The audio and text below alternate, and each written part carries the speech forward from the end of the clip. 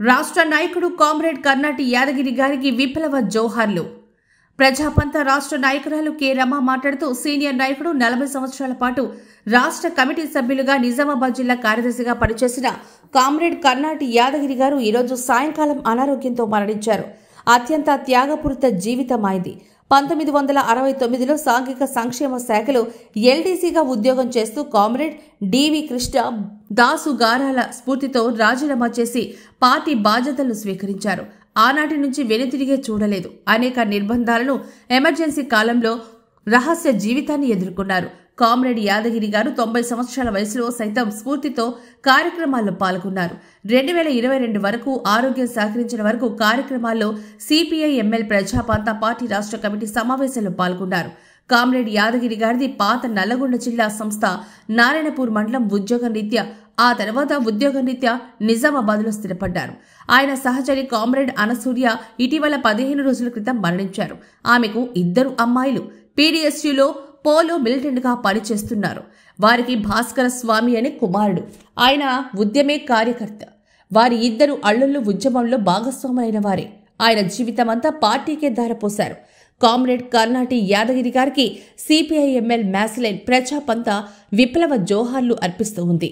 కుటుంబ సభ్యులకు సహచర కామ్రేడ్లకు సంతాపాన్ని సానుభూతిని తెలియజేస్తోంది. ఆయన బాడీని హాస్పిటల్కి విద్యార్థుల పరిశోధనలకు ప్రభుత్వ మెడికల్ కాలేజీకి అప్పగించారు.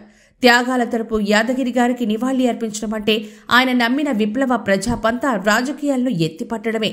జోహార్ కామ్రేడ్ యాదగిరి అన్న అంటూ ఈ కార్యక్రమంలో మాజీ మంత్రి Mandava Venkateswararao, CPI ML Mass Line జిల్లా కార్యదర్శి వనమూల కృష్ణ, రాష్ట్ర నాయకులు వి ప్రభాకర్, నరేందర్, వెంకటి రాజేశ్వర్, దేవారం రామకృష్ణ, సుధాకర్, పౌర హక్కుల సంఘం జిల్లా ప్రధాన కార్యదర్శి అల్ఘోట్ రవీందర్, మురళీ, కిషన్ సాయి గౌడ్, వివిధ పార్టీల ప్రజా సంఘాల నాయకులు పాల్గొన్నారు.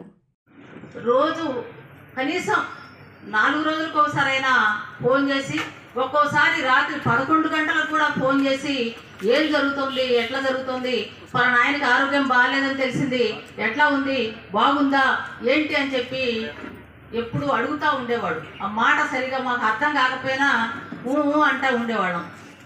అంటే అన్న పార్టీ గురించి కానీ, కార్యక్రమాల గురించి కానీ, లేదా ఆరోగ్యం గురించి కానీ ఎంతో ఆలోచించేవాడని, ఎంతో తప్పించేవాడని వాటిని బట్టి మనం అర్థం చేసుకోవచ్చు. మొన్న అనసూయక్క చనిపోయినప్పుడు కూడా చాలామంది ఇక్కడ మాట్లాడుకోవడం విన్నాను నేను. యాదగిరి అన్న ఎంత అనారోగ్యంతో ఉన్నా మాకు ఫోన్ చేసి అందరినీ పలకరించేవాడు, బాగోగులు కనుక్కునేవాడు, ఏం చేస్తున్నారు, ఏంటి కార్యక్రమాలు, ఏం కార్యక్రమాలు చేస్తున్నారని చెప్పి ఆయన కార్యక్రమాల్లో పాల్గొనలేకపోయినా కూడా కార్యక్రమాల గురించి ఏం జరుగుతున్నాయని వాకప్ చేసేవాడు అని చెప్పి మాట్లాడుకుంటున్నారు. అంటే అంతగా దాంట్లో నిమగ్నమైపోయి పనిచేసినటువంటి వాడు కామ్రేడ్ యాదగిరి అన్న. అందుకే ఒక కవి అంటాడు, కాకి వలె 1000 ఏళ్ళు బ్రతుకు కన్నా, ప్రజల విలువలేని బ్రతుకు కన్నా ప్రజల మేలు కోరుకొని ప్రజల కొరకు చావు విన్నా అంటాడు కవి. అంటే ఆయన నిజంగా దానికి అచ్చుగుద్దినట్లుగా వర్తిస్తుంది. ఆయన చివరి వరకు కూడా ప్రజల గురించే ఆలోచించిన మనిషి, తప్పించిన మనిషి కామ్రేడ్ యాదగిరి అన్న. అంతేకాకుండా కొంతమంది మాటలు చెప్తారు కానీ చేతల్లో ఉండరు. కానీ యాదగిరి అన్న ఏది చెప్పేవాడో దాన్ని ఆచరణలో పెట్టి చూపించాడు. ఆయన జీవితమే ఆయన ఒక తెరిచిన పుస్తకం లాంటిది. ఎందుకంటే ఆయన ఇల్లు చూసినా, ఎందుకంటే హైదరాబాద్ నుండి ఒక 2 పీడీఎస్సీ విద్యార్థినులు ఇక్కడికి వచ్చారు. అప్పటికే అన్న రాష్ట్ర నాయకుడు, జిల్లా కార్యదర్శి కూడా. వాళ్ళు ఆయన ఇల్లు చూసి, వాళ్ళ ఇంట్లో ఆయన భోజనం పెడితే ఆ భోజనం చూసి ఆశ్చర్యపోయారట. ఏంటి, ఒక జిల్లా కార్యదర్శి, రాష్ట్ర నాయకుడు ఇల్లు ఇంత సింపుల్గా ఉంటుందా, భోజనం కూడా ఇంత సింపుల్గా ఉంటుందా అని వాళ్ళు చాలా ఆశ్చర్యపోయారు. ఉస్మానియాలో చదువుకున్నటువంటి అమ్మాయిలు 2 ఇక్కడ పనిచేయడానికి వచ్చి